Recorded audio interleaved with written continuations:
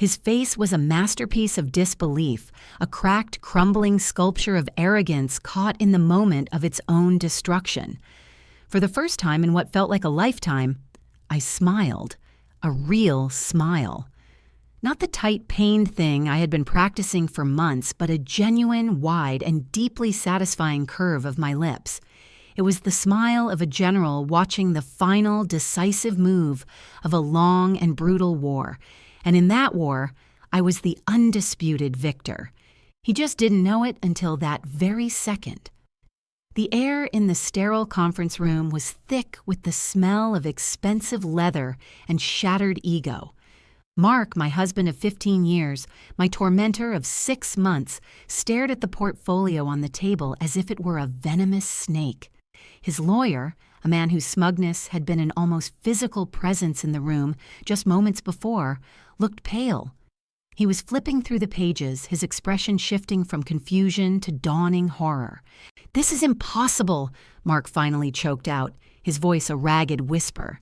He looked at me, his eyes wide with a panic I had never seen before. In all our years together, through every argument and every calculated cruelty, I had never seen him truly afraid. Now fear was eating him alive from the inside out. I just held his gaze, letting my smile broaden just a fraction. I didn't say a word. I had said everything I needed to say in the 50 pages of meticulously documented evidence now sitting in front of him. But I'm getting ahead of myself. This glorious, beautiful moment of annihilation was the end of the story. To understand it, to really savor it, you have to know the beginning. You have to understand the woman I was before I became the architect of my own justice. I'm sitting now in my sunroom, a space that is entirely my own. The morning light is spilling across the polished oak floors, and a gentle breeze is rustling the leaves of the giant fiddle-leaf fig in the corner. My new life is quiet. It is peaceful. It is everything I fought for.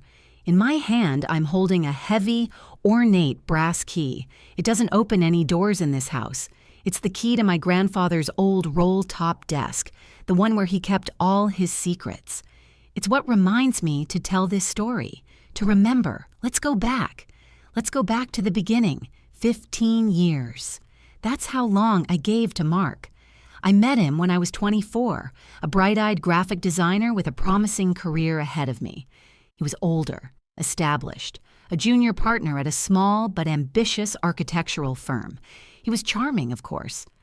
Narcissists always are. He had a way of looking at you that made you feel like you were the only person in the world. His ambition was a fire that I found intoxicating. I thought it was a fire we could share. I fell hard and fast. We were married within a year. When he decided to leave his firm and start his own, I was his biggest cheerleader. I cashed in my own modest savings to help fund the startup costs. I designed his logo, his business cards, his first website. I answered the phones in our spare bedroom, which served as his first office. I was not just his wife. I was his partner in every sense of the word, or so I believed. When our son, Leo, was born, it seemed natural that I would step back from my own career. Mark's firm was taking off. He was working 18-hour days. "I need you, baby," he'd say. "I can't do this without you holding down the fort." And I, blinded by love and a deep-seated desire to be the supportive, perfect wife, agreed. My freelance clients were handed off to a colleague. My portfolio gathered dust.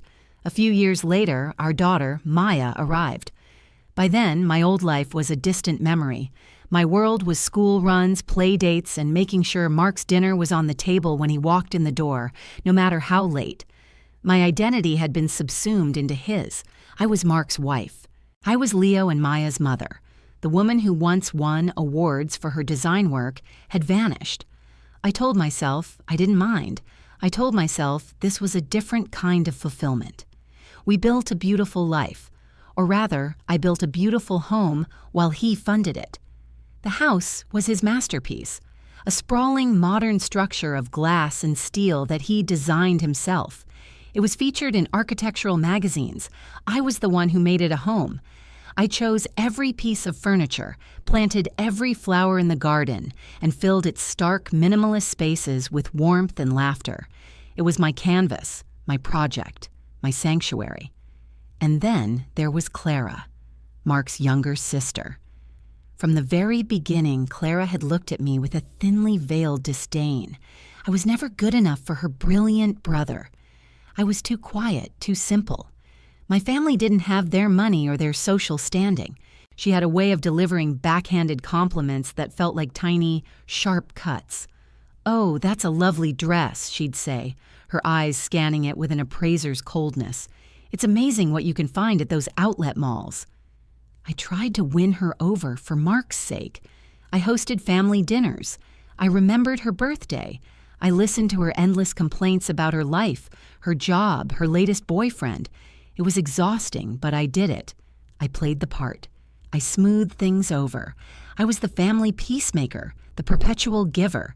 That was me for 15 years. Supportive, naive, a woman who had poured every ounce of her being into her family, her husband's career, and a home she thought was hers.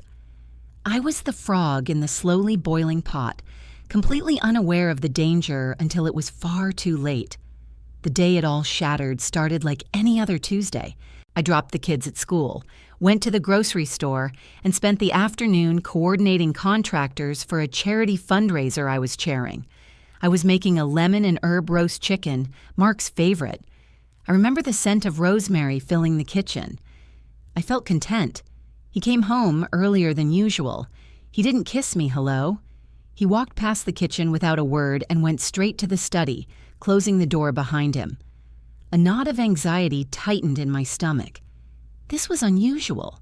He was a man of routine. Any deviation felt ominous. After about 20 minutes, he called my name. His voice was flat, devoid of any warmth. I turned the oven down, wiped my hands on my apron, and walked to the study. The room was dark, save for the lamp on his desk.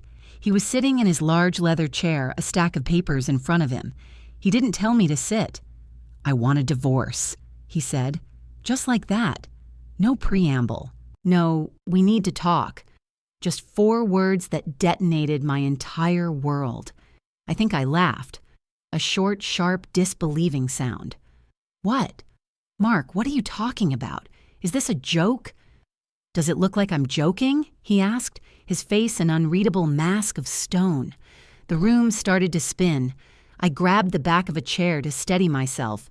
"Why? What happened? Did I do something?" The questions tumbled out, desperate and pathetic. My mind was racing, trying to find a reason, a mistake I had made, anything to explain this sudden cataclysm. "It's just not working anymore," he said, the ultimate cliché. "I'm not happy. I haven't been for a long time." A long time? We had just come back from a trip to Italy 2 months ago.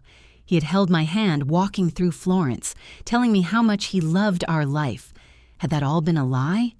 Every smile? Every touch? "So that's it?" I whispered, my voice trembling. 15 years, and you just end it? "It's for the best," he said, his gaze dropping to the papers on his desk. He was already detaching. I was an item on a to-do list he was eager to check off. "I've had my lawyer draw up a settlement agreement. I think you'll find it's very generous." He pushed a document across the desk. My hands were shaking so badly I could barely pick it up. I scanned the pages, the legal jargon swimming before my eyes. But the numbers, those were clear enough. He was keeping the house. He was keeping both cars, the new Range Rover and his Porsche. He was keeping his business, of course. He was keeping his pension, his investment portfolio. And me? I was being offered a one-time payment of $50,000. $50,000. This is nothing," I stammered. "Mark, this is an insult. After 15 years. After everything I gave up for you? For this family?" "The house was built on land my parents gave me," he said coolly, as if reciting a script. "The business is in my name. I started it. The cars are leased through the company. I'm being more than fair. $50,000 is enough for you to get a small apartment and get back on your feet. Get back on my feet? I hadn't worked in over a decade. I had no recent portfolio, no contacts. The world had moved on without me. He knew that. He was counting on it. He wasn't just divorcing me, he was discarding me. He was leaving me with nothing. "And the kids?" I asked, my heart pounding with a new, even more terrifying dread. "They'll stay here, of course," he said. "This is their home. I'm not uprooting them. We'll have a shared custody arrangement, but this will be their primary residence. It just makes sense." He had thought of everything. He had planned this for months, meticulously and with cold, calculated precision. While I was planning charity events and making his favorite dinner, he was consulting with lawyers, carving up our life and figuring out how to cut me out of it with surgical cruelty. The full weight of his betrayal hit me like a physical blow. I sank into the chair opposite him, all the strength gone from my limbs. I felt like a fool, a naive, trusting, stupid fool. "You have a week to find a new place," he said, his voice clipped and businesslike. "I'll have the money transferred once you've signed the papers and moved out." He stood up then, signaling the meeting was over. He had just dismantled my life in under 10 minutes. As he walked past me, I caught a whiff of perfume. It wasn't mine. It was light and floral and expensive. And in that moment, I understood. It wasn't just that he wasn't happy. There was someone else. The cliché was complete. That night, I didn't sleep. I sat in the dark living room, surrounded by the beautiful things I had chosen, the life I had built, and I felt it all slipping through my fingers. The shock gave way to a pain so profound it felt like it was tearing me apart from the inside. Then came the anger, a hot, searing rage that burned away the tears. He thought he could just throw me away like trash. He thought I was weak. He thought $50,000 was the price for my 15 years of devotion. He had made a catastrophic miscalculation. He had underestimated me, and he had no idea, not the slightest inkling, about my grandfather. My grandfather was a man carved from granite and skepticism. He had built a small manufacturing empire from nothing, and he trusted people about as far as he could throw them, especially charming men who married his favorite granddaughter. From the day I introduced him to Mark, Grandpa had been wary. He saw the ambition in Mark's eyes, but he also saw the selfishness. A man who shines that brightly often casts a very dark shadow, he'd told me once, a few weeks before the wedding. I had dismissed it as the ramblings of an old, overprotective man. How I wished I had listened. When Grandpa passed away 5 years ago, he left most of his fortune to his foundation. The family got modest, sensible inheritances. I received the same as my cousins, a sum that we used to pay off some of our mortgage. Mark had been pleased, but not overly impressed. He thought that was the end of it, but it wasn't. About a week after the funeral, I received a letter from Grandpa's personal lawyer, a man named Mr. Harrison. He asked me to come to his office alone. The letter was very specific about that. "Do not mention this appointment to your husband." I went, confused and a little nervous. Mr. Harrison was as old and sturdy as the mahogany desk he sat behind. He explained that my grandfather had set up a private trust for me years before he died. A secret. He had been funding it for over 20 years, a portion of his company's profits diverted into a managed investment portfolio. It was my lifeboat. "Your grandfather believed a woman should always have her own lifeboat," Mr. Harrison said, his eyes kind but serious. He instructed me that this account was to remain a secret. You could not access the principal until you turned 50, or in the event of what he called a catastrophic life event. Divorce, he clarified, was at the top of his list. He slid a statement across the desk. I looked at the number at the bottom of the page and my breath caught in my throat. It was a staggering amount of money, more than Mark's company was worth, more than the value of our house and all our assets combined. It was life-altering, generational wealth. I was sworn to secrecy. I never touched it. I never even looked at the statements that came to a private post office box I'd set up. In the happy, busy years of my marriage, I had almost forgotten it existed. It was an abstract concept, a safety net for a disaster I never believed would come. But now, the disaster was here. My first primal instinct was to march back into that study, throw the bank statement in Mark's face, and watch his jaw hit the floor. I wanted to see the shock and greed in his eyes. I wanted him to know he hadn't broken me. But as I sat there in the dark, my grandfather's voice echoed in my mind. He was a patient man, a strategist. He never played a card until the perfect moment. Rushing in would be satisfying, yes, but it wouldn't be justice. It would just be a bigger, messier divorce. He would try to claim half of it. The lawyers would fight for years. No, that wasn't the way. The next morning, I called Mr. Harrison. I told him everything. He listened patiently, a series of quiet grunts his only response. When I was finished, crying and furious, he said something I'll never forget. "Good," he said. "He's arrogant. He's overconfident. And he's given you a gift." "A gift?" I sputtered. "He's destroying my life." "He's given you the moral high ground and a tactical advantage," Mr. Harrison corrected me. "He thinks you are destitute. He thinks you are weak. Let him think that. We are not going to fight him for a bigger piece of the pie. We are going to let him hand us the entire bakery."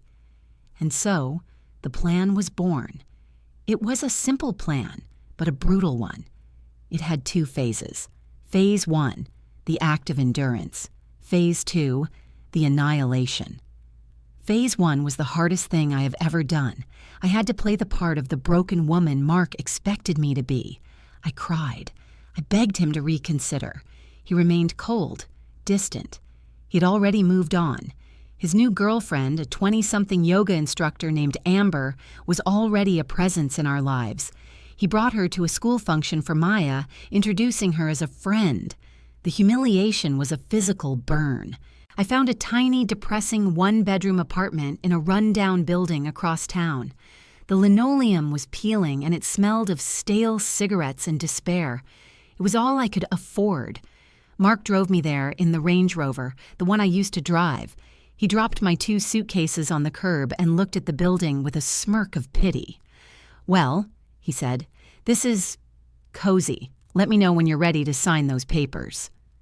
He drove away without another word, leaving me standing on a cracked sidewalk next to my pathetic pile of belongings. I let him see me struggle. I called and asked for a small advance on the $50,000 to pay the security deposit. He made me wait 3 days before sending it, a petty show of power. His sister Clara was even worse. She took possession of my house with a conqueror's glee. She called me a week after I moved out. "I'm just going through some of the things you left behind," she said, her voice dripping with false sweetness. "There's just so much clutter. I'm having it all cleared out. Did you want me to save any of this old junk for you?" She was talking about my mother's china. She was talking about the photo albums I had meticulously curated since the children were babies. She was talking about my life's memories. "Please, Clara," I begged, my voice thick with tears I wasn't faking. "Just put it in boxes. I'll come and get it." "Oh, I don't know if I'll have time for that," she sighed dramatically. "The decorators are coming tomorrow. We're painting everything, getting rid of all this beige. It's so bland." Beige. She called the warm, buttery yellow I had so carefully chosen for the living room beige. It was a small thing, but it felt like the ultimate insult. She wasn't just taking my home, she was erasing me from it. Every interaction was a new humiliation. They insisted on meeting in public places to hand over the kids, turning the exchange into a spectacle. Mark would pull up in his gleaming car, the kids would run out of my dingy apartment building, and he and Amber would look at me with a mixture of pity and contempt. The other parents at school would offer me sad smiles. The whispers followed me everywhere. The poor wife tossed aside for a younger model. I endured it all. I smiled my tight, pained smile. I cried in the privacy of my miserable apartment. I ate instant noodles and worried about how I was going to pay my electric bill. On the outside, I was everything they wanted me to be, defeated. But on the inside, a fire was building. While they were busy gloating, I was working. Mr. Harrison and I met in secret, usually in a discreet coffee shop in a neighboring town. He had hired a private investigator, a former forensic accountant. We weren't just planning a defense, we were building a case. Mark thought he was smart. He had structured his business with a series of shell corporations. He thought he was hiding assets, siphoning money off into accounts the divorce court would never find. He didn't realize he was dealing with people who did this for a living. My grandfather's money gave me access to the best. The accountant, a quiet man named Peterson, was a genius. He found it all: the secret accounts, the inflated expense reports, the consulting fees paid to a company that existed only on paper, the undeclared income, the tax fraud. Mark wasn't just hiding money from me, he was hiding it from the government. Every document, every transaction was copied and compiled. We built a timeline of deceit that went back years. It was all there, in black and white, a monument to his greed. I also started to rebuild myself. I took online courses in business management and finance. I started working on a new design portfolio, creating fictional brands and campaigns. I worked out every day in my tiny apartment, channeling my rage into push-ups and planks. I was getting stronger, physically and mentally. I was no longer the soft, pliable woman Mark had married. I was becoming steel, forged in the fires of his betrayal. The 6 months between that terrible Tuesday and the final mediation were the longest of my life. There were days I wanted to give up, days the humiliation felt too heavy to bear. I missed my children with an ache that was constant. I missed my home. I missed the life I thought I had. But then I would look at the file Mr. Harrison and I were building. I would look at the growing number in my secret bank account, and I would remember my grandfather's words about lifeboats. I wasn't just going to stay afloat. I was going to buy the entire damn ocean. Mark grew more and more arrogant. He kept pressuring me to sign the settlement. His lawyer would send threatening letters. "My client's generous offer is not indefinite," one of them read. "If you continue to delay, we will be forced to proceed to court, where you will undoubtedly receive far less." Section 1 loved those letters. Each one was another brick in the wall of his overconfidence. We would instruct my court-appointed low-budget lawyer, another part of my charade, to send back weak, pleading requests for a little more time or a slightly higher amount. It was all part of the performance. Finally, the day of the final mediation arrived. This was his last chance to get me to sign before we had to go to a judge. He wanted it over with. He wanted to be free of me. I chose my outfit carefully, not a power suit. That would be too obvious. I wore a simple, slightly worn-out dress and a cardigan that had a small, barely noticeable hole near the cuff. I wanted to look like a woman on her last legs, a woman who was about to cave. I walked into the conference room at the mediation firm. Mark was there, looking tanned and relaxed in an expensive suit. His smug lawyer, Mr. Richards, sat beside him, shuffling papers. And there, sitting in a chair against the wall like a vulture waiting for the kill, was Clara. She gave me a triumphant little smirk. I took my seat, my overwhelmed public defender, fumbling with her briefcase beside me. The mediator, a stern-looking woman in her 60s, laid out the ground rules. "My client is prepared to sign today," Mr. Richards announced, pushing the same pathetic settlement papers across the table. "We are tired of these delays. This is our final offer. Sign it or we'll see you in court." The mediator looked at me expectantly. I took a deep breath. This was it. The curtain was about to rise on the second act. "Actually," I said, my voice quiet but clear, "we have a counteroffer." Mark laughed, a short, derisive bark. "A counteroffer? What are you going to counter with? Your collection of sad-looking sweaters?" Clara snickered behind her hand. Right on cue, the conference room door opened. Mr. Harrison walked in, followed by Peterson, the forensic accountant. They were both carrying heavy briefcases. Mark's smile faltered. "What is this? "Who are you people?" he demanded, looking at my public defender. "I believe I am being replaced," she said, a small, knowing smile on her face as she packed up her things. She was in on it, of course. Mr. Harrison sat down next to me. He radiated a calm, lethal authority. He placed his briefcase on the table and opened it with a decisive snap. "Good morning, Mark," he said pleasantly. "My name is Charles Harrison. I am my client's actual legal counsel, and you are correct. We do have a counteroffer." He pulled out a thick, beautifully bound portfolio and placed it in the center of the table. It was the document I had seen in my mind's eye for months, our Bible of Mark's sins. "What is that?" Mr. Richards asked, his professional composure starting to fray at the edges. "That," said Mr. Harrison, "is a detailed analysis of your client's fraudulent financial activities over the past 7 years. Shall we start with the shell corporation registered in the Cayman Islands, or would you prefer to begin with the illegal loans taken out against the marital home without my client's signature?" And that is when I saw it, the first crack in the sculpture. Mark's face went white as a ghost. He looked at his lawyer, who was already reaching for the portfolio with a trembling hand. This was the moment from the beginning of my story, the moment the world shifted on its axis. He opened the portfolio. Page 1 was a summary of his hidden assets, with a grand total at the bottom that was nearly triple what he had declared to the court. "This is impossible," he whispered, and for the first time in 6 agonizing months, I smiled. Mr. Harrison let the silence hang in the air for a moment, thick and heavy. He was a master of theatrical timing. He let Mark and his lawyer absorb the first shockwave before he unleashed the next. "Impossible," Mr. Harrison echoed, his voice calm and reasonable. "I assure you it is all quite possible and thoroughly documented. Perhaps you'd like to turn to page 12, Mr. Richards. That's the section on Phoenix Consulting, LLC. Mark's head snapped up. His eyes were wide with genuine terror now. Phoenix Consulting was his primary vehicle for skimming profits. It was a ghost company, a phantom he paid for services that were never rendered. He thought it was untraceable.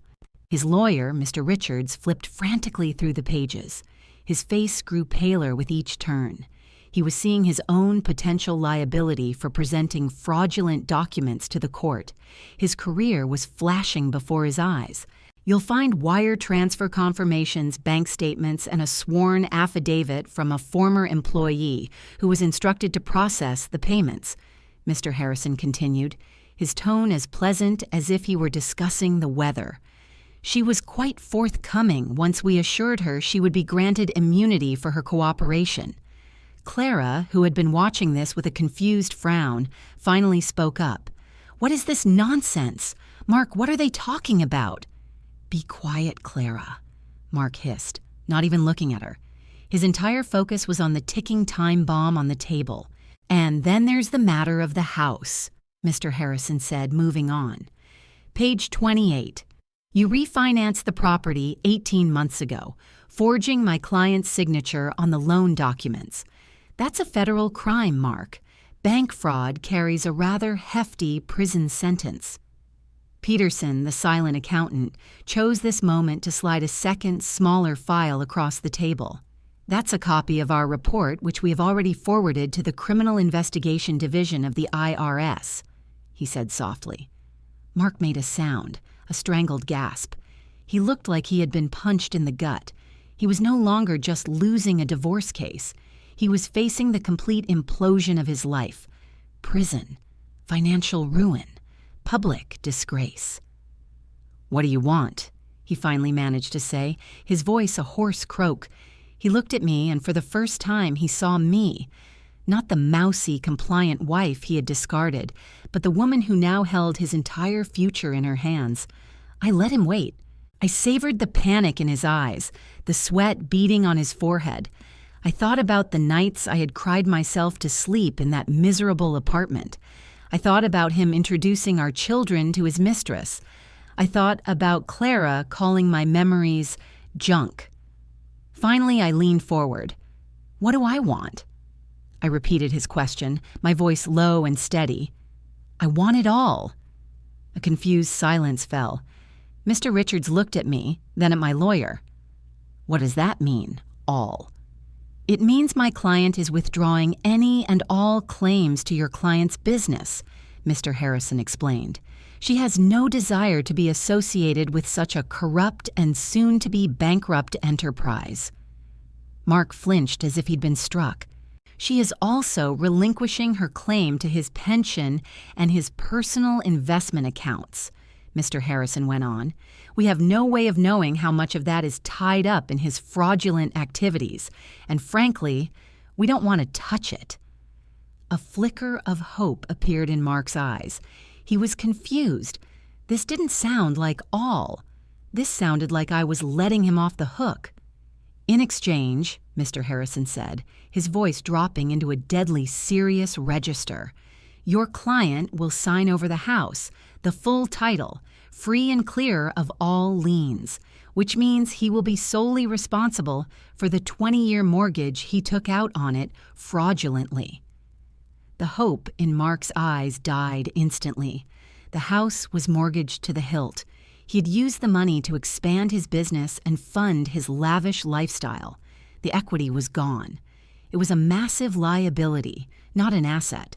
Furthermore, I said, speaking up for myself now, enjoying the way he flinched at the sound of my voice, you will sign over full, sole custody of the children to me. Your visitation will be at my discretion, and it will be supervised for the first year. You will also pay the maximum allowable child support, calculated based on the income you were trying to hide, not the income you declared. That's outrageous, Mr. Richards blustered, but there was no conviction in it.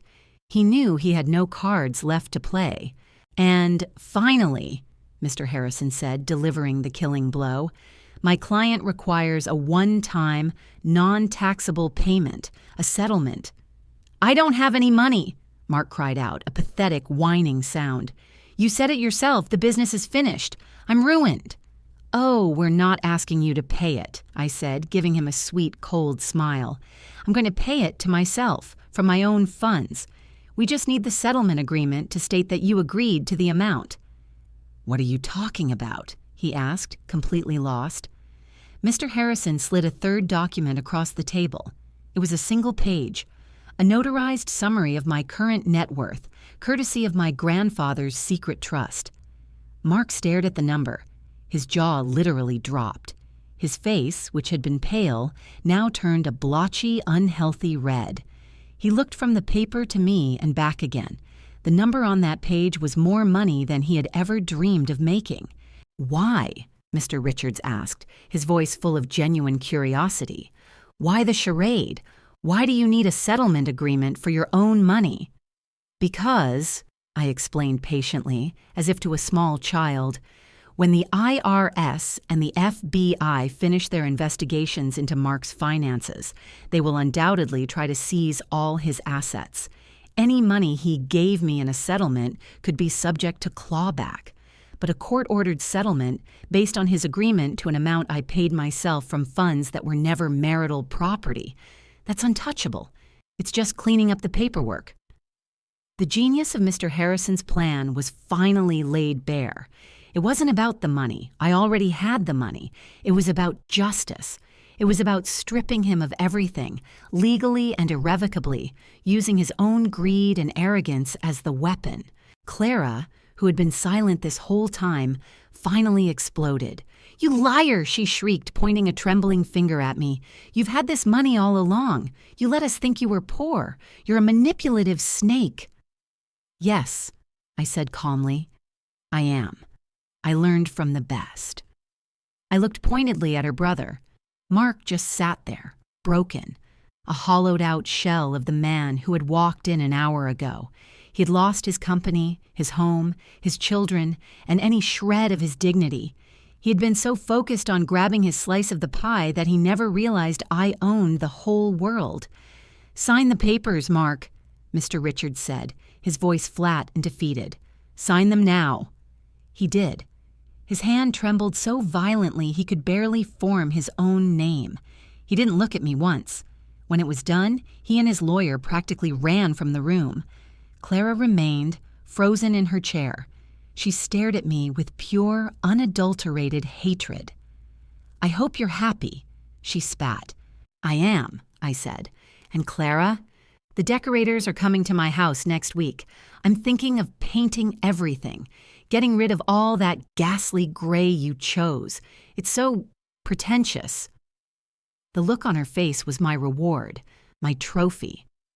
I stood up, collected my papers, and walked out of that room, leaving her to stew in the ruins of her brother's life. I didn't look back. The aftermath was swift and brutal, just as Mr. Harrison had predicted. It was a controlled demolition of a man's life. The IRS audit was merciless. They uncovered years of fraud, and the penalties were astronomical.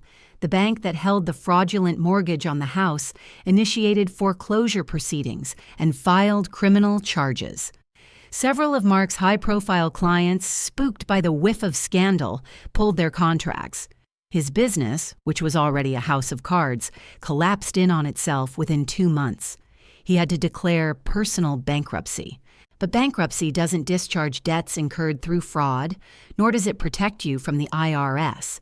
He was left with nothing but a mountain of debt that would follow him for the rest of his life. The social fallout was just as devastating. News of his financial crimes and the cruel way he had treated me spread like wildfire through our social circle. The same people who had given me pitying looks now crossed the street to avoid him. He was a pariah. His fair-weather friends vanished overnight. And Amber, the young yoga instructor?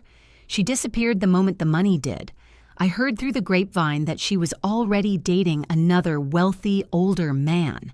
I almost felt sorry for him. Clara's fate was a special kind of poetic justice. Her entire identity was tied to her brother's success. She lived in a condo he paid for, drove a car leased by his company, and funded her lifestyle with a no-show job on his payroll. When the company went under, so did she.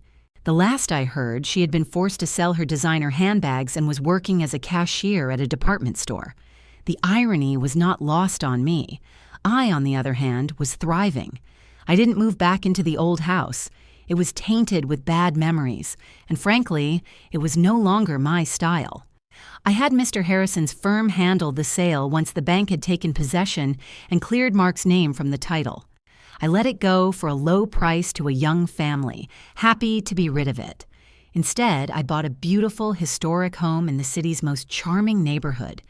It was filled with character and light, the opposite of Mark's cold, minimalist box. I spent months lovingly restoring it, filling it with art and color and life. My children, who had been confused and upset by the divorce, quickly settled into our new, peaceful routine. For the first time in a long time, our home was free of tension. It was a place of safety and happiness. I also started my own business, a boutique branding and design agency.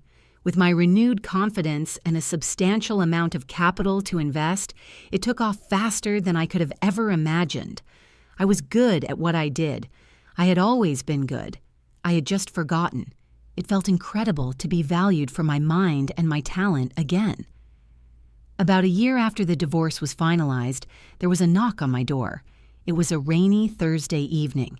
I opened it to find Mark standing on my porch, soaked to the skin. He looked terrible. He had lost weight. His clothes were cheap and ill-fitting, and his eyes were hollow. The arrogance was gone, replaced by a desperate, pleading look. "Can I come in?" he asked, his voice barely a whisper. I didn't move. I just stood there, blocking the doorway. "No." "Please," he begged, tears welling in his eyes. "I just want to talk. I've made a terrible mistake. I was a fool. I lost everything that mattered." He reached out as if to touch my arm, and I instinctively took a step back. "The life you blew up doesn't exist anymore, Mark," I said, my voice devoid of any emotion. "The woman you threw away doesn't exist anymore. You didn't make a mistake. You made a choice. You showed me exactly who you are, and I believe you. I can change he pleaded. "We can start over. I love you." I almost laughed. Love. He didn't know the meaning of the word. He didn't love me. He loved what I could have given him. He was mourning the loss of my secret fortune, not the loss of me. "Goodbye, Mark," I said. And with that, I closed the heavy oak door in his face, shutting him out of my life for good. I leaned against the door for a moment, listening to the sound of the rain. I felt no pity. I felt no anger. I felt nothing at all.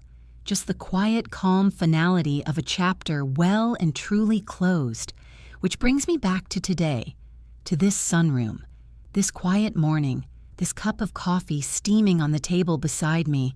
The brass key in my hand feels cool and solid. A reminder of the man who saw the darkness in Mark long before I did. Life is good now. It's better than good. My business is flourishing. My children are happy and well-adjusted. Leo is a teenager now, and he has my grandfather's discerning eyes. Maya has my artistic flair. They are kind, wonderful humans, and they are my greatest achievement. And I am not alone. About 2 years ago, I met someone. His name is David. He's a history professor at the local university. He's kind, he's brilliant, and he makes me laugh. He loves my mind, my independence, my strength. He isn't intimidated by my success. He's proud of it. He is everything Mark pretended to be. He's genuine. He knows my story. I told him everything one evening a few months after we started dating.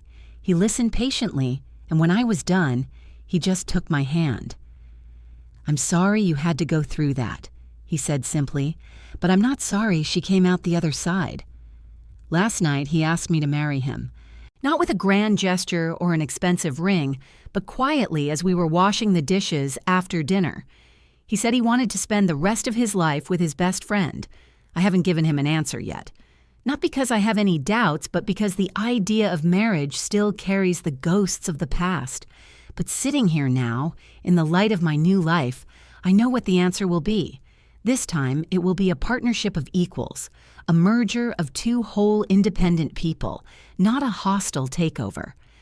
My grandfather had a saying he repeated often: "Never let a man be your whole plan. A man is a wonderful thing to have, my dear, but he is a partner, not a purpose. Your purpose is your own." It took me 15 years and a spectacular betrayal to finally understand what he meant.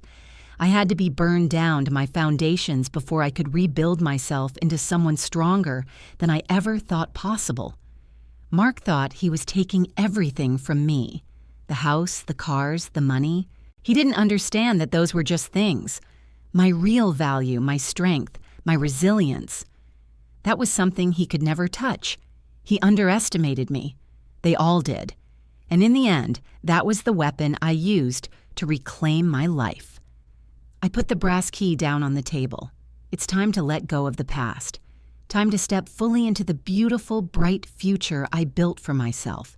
I have a new life to live, a new love to embrace, and a company to run.